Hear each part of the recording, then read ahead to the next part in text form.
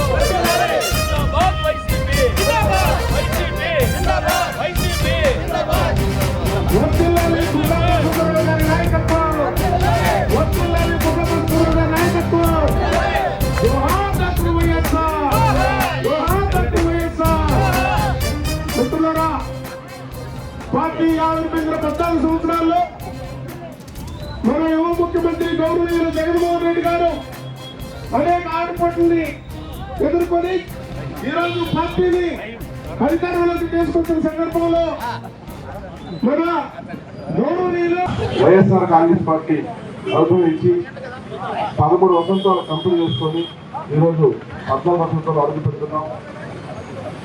YSR Congress party అధ్యక్షులు జగన్మోహన్ రెడ్డి గారు ఈ పార్టీని అనుభవించడం ముఖ్య కారణం మహానేత రాజశేఖర రెడ్డి గారి ఆశయాల్ని కొనసాగించాలి.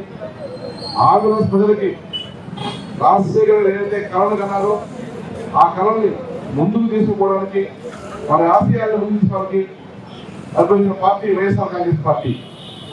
జగన్మోహన్ రెడ్డి గారు రాజశేఖర గారు ఏదైతే పేదల కోసం బడుగు వర్గాల కోసం పాటుపడ్డారో అవన్నీ కూడా తుడికి పుచ్చుకొని ప్రజారతిక పాలన ఆంధ్ర రాష్ట్రంలో చేస్తారు. సంక్షేమ పాలన నడుస్తుంది.